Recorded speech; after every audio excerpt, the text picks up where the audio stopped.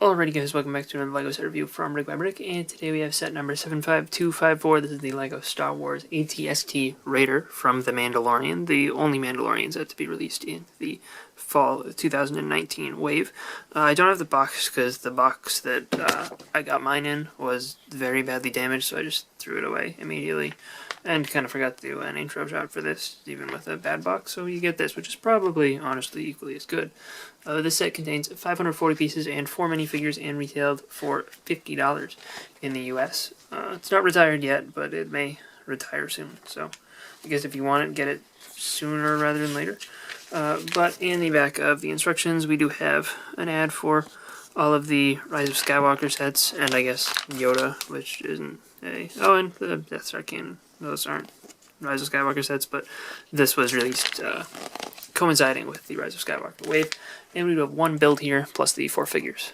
This particular AT-ST is based off of Chapter 4 of The Mandalorian, and I think that this looks pretty cool. It's a bit, it's a bit different from a regular AT-ST, so if what you wanted was a regular AT-ST, you will need to do a lot of color substitutions and leave off quite a few of the stickers. I guess you could probably leave that one, and that's probably about it.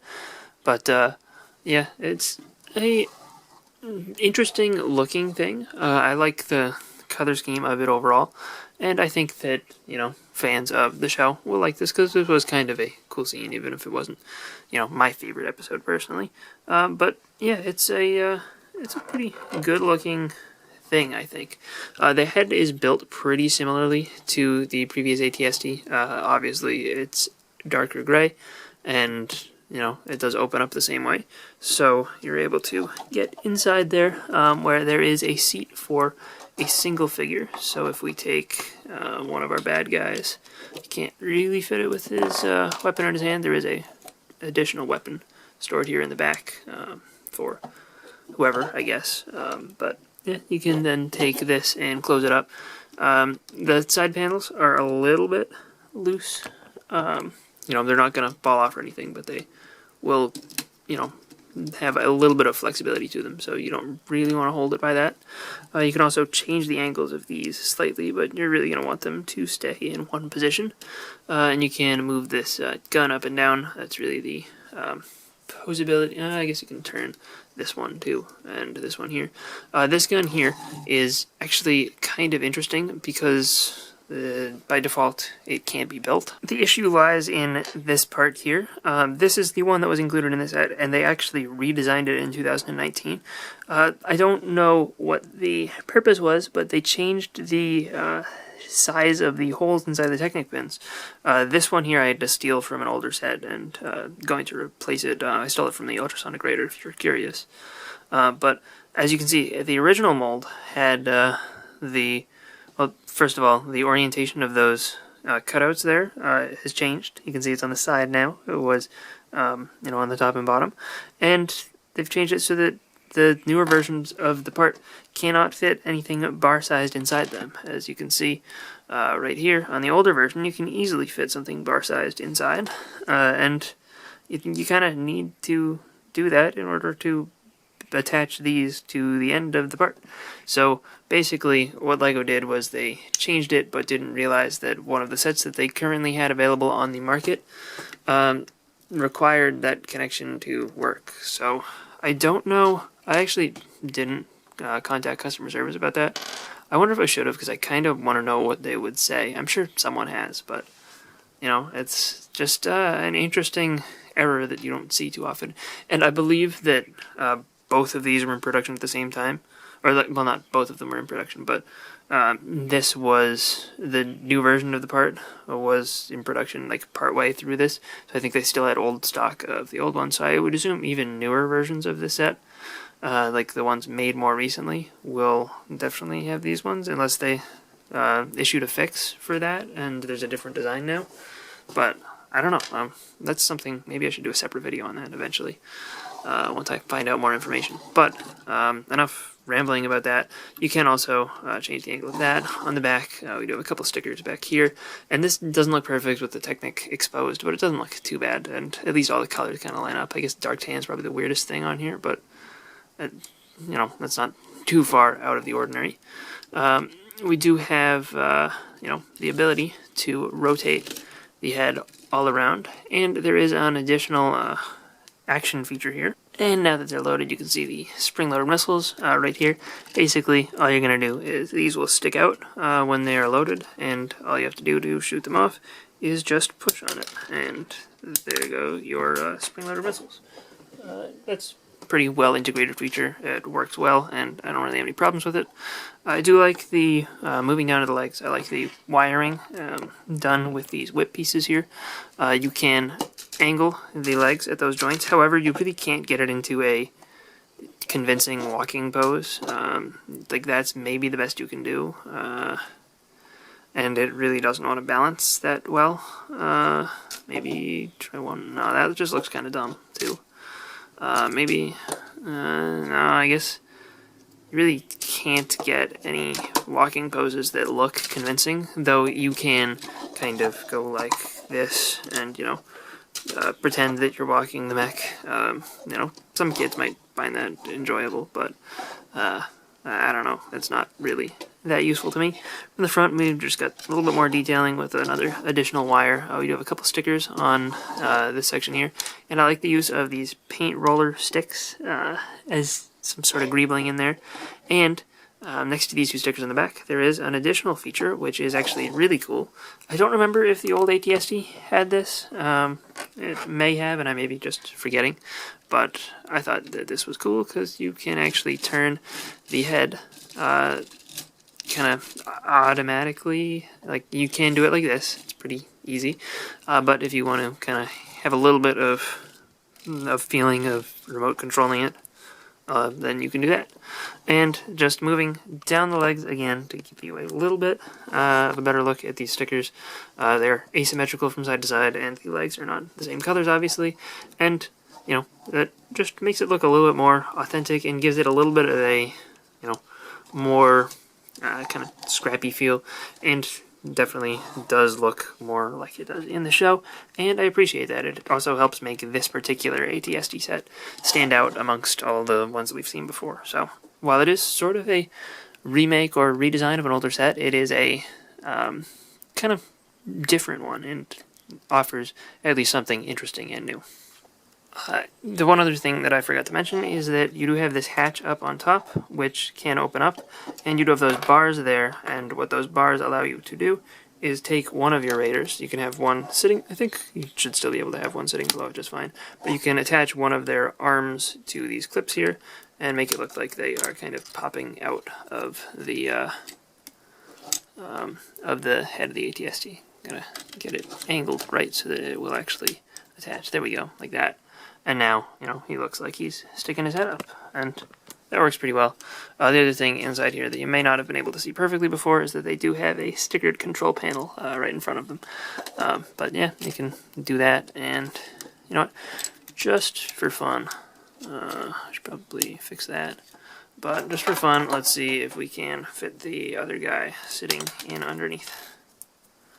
Take him, we'll plop him in, and you sort of almost can. You probably hang. Yeah, there we go. That works. So yeah, you can have both of your raiders, at least attached to the ATST. When this set was first released, all 4 figures were exclusive. At this point, the Mandalorian is the only one that has been re-released, but Cara Dune and the 2 raiders are still exclusive.